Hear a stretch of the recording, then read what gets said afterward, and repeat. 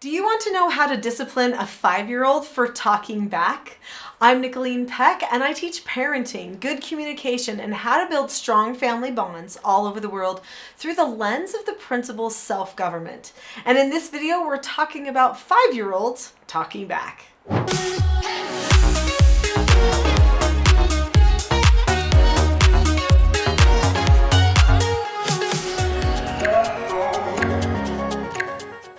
In this video, we're going to be talking about why a 5-year-old might be talking back, and then what you can do to give them an alternative to talking back that's going to be much more successful and enjoyable.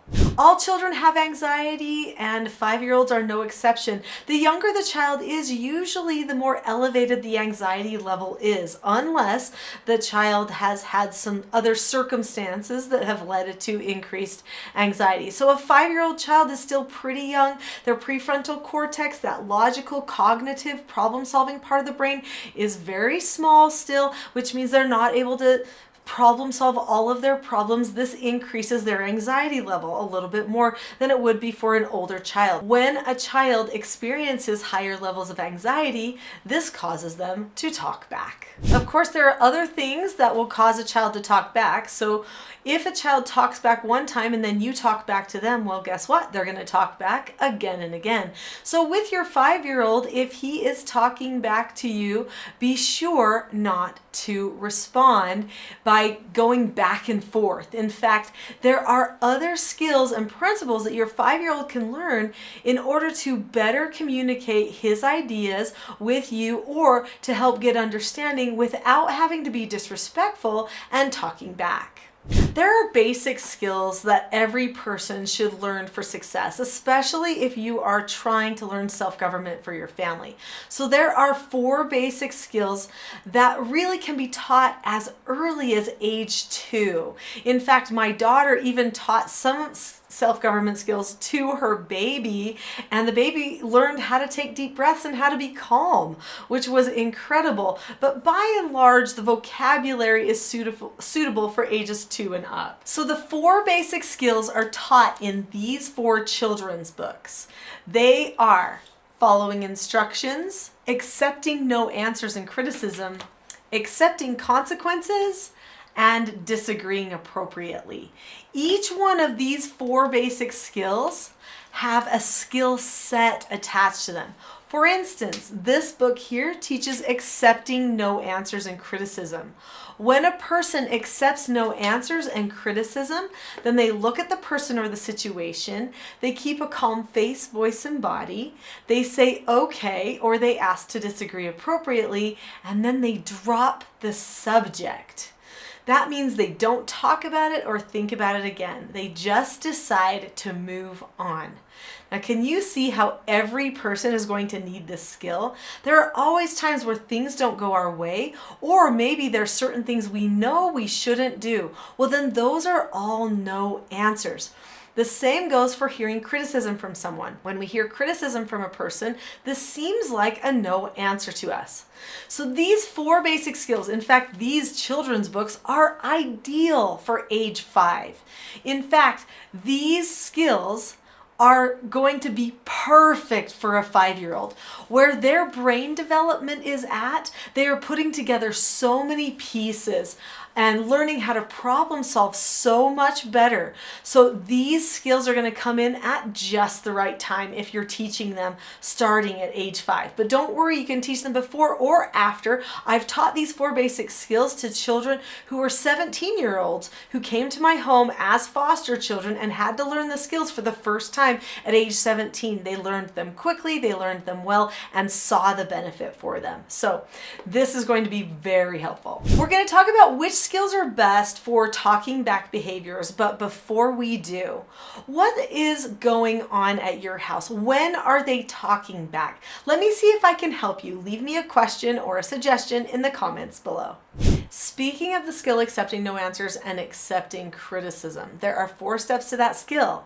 Look at the person or the situation, keep a calm face, voice, and body, say okay or ask to disagree appropriately, and then drop the subject. When a person drops the subject, that stops them from talking back to you. So that's super important. But did you notice there's that part in there that says disagree appropriately? What is that? When a person chooses to disagree appropriately, that's the skill that's taught in this book here, then they learn how to seek to understand, then to be understood. This is a 7-step process. You look at the person or the situation, keep a calm face, voice, and body, say that you understand the other person's point of view, then share your point of view, listen to what they have to say okay, and drop the subject. Did you notice some repeats there? There's drop the subject, but also keeping a calm face, voice, and body. The other steps are new to that skill. But what you hopefully heard was that you first say you understand the other person's point of view and then share your point of view. This is the proper way to disagree appropriately. And if you don't get your way, you say okay and drop the subject. So if you teach your 5-year-old child to disagree appropriately, this will mean that it is no longer necessary for them to interrupt you or talk back. They can instead say, okay, Mom, may I disagree appropriately? And then you can say, yes, you may. Because I've taught my children that every single time that they ask to disagree appropriately, I will say that they can, unless they just disagreed appropriately about that very same thing, in which case they would not be dropping the subject. So what happens if they don't disagree appropriately, they don't follow instructions, they don't accept no answers, they don't accept consequences, and they're talking back instead of using these skills that you've taught them that they should use? Well, then what you do is you have to do a correction.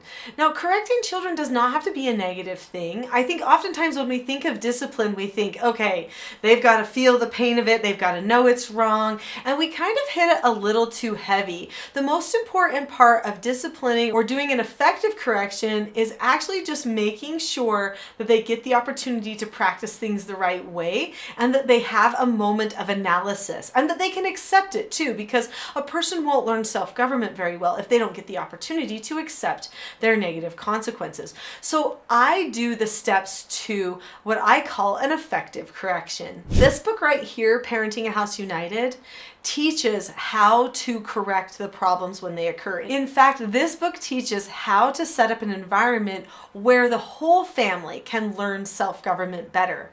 But in here, you will see the steps to doing a correction. They start with a description. You describe the behavior that just happened. Then you explain a rationale of why that behavior was not a good idea. Don't hit too heavy there. Definitely don't lecture. One statement is good enough, and you need to be staying calm while you're doing it too, so don't forget that. I'll help you with your calmness a little bit more in a minute. After that, you describe what should have happened.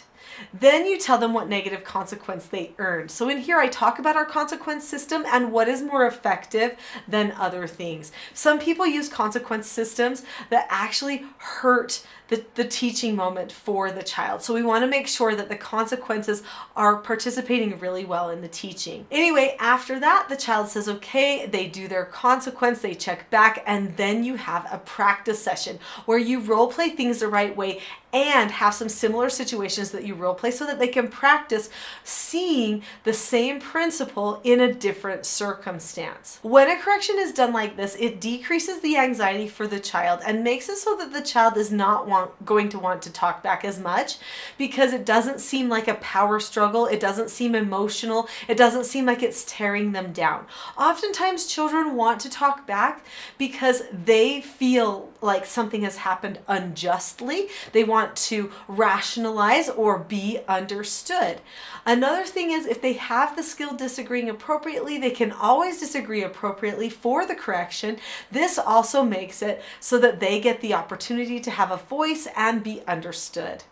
If for some reason your child does not want to accept their consequence or their corrective teaching for that talking back behavior, then there is something else you can do called intensive teaching. I do a training for that in my TSG parenting course and in the book that I was just mentioning a moment ago. But probably the biggest thing that I could leave with you is you being ready to do the teaching.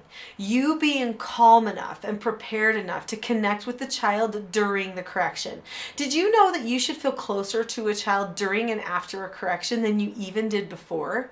You should. It should be a positive, uplifting moment. It shouldn't be a negative moment where everybody feels like they need to have time away from each other afterward. So if you struggle with your own calmness, that could mean that you need a little help with your self-government too. And don't worry, you're not alone if that's the case. In fact, I would say the majority of parents who come to this channel and who are wanting help for themselves and their children end up realizing that they need to make sure they get the self-government help they need for their calmness too. So if you've stayed to the end of this video, I have a free gift for you. It's a calm gift. So I have a mini course called the Calm Parenting Toolkit, and I would like to give you that gift for free. This is a great introductory course to learning the principles and skills of teaching self-government, and it is for free right now. So if you go to teachselfgov.com/toolkit, then you can find the Teaching Self-Government Toolkit for free. In fact, there is a link in the description below this video that you can click so that you can have that toolkit for free.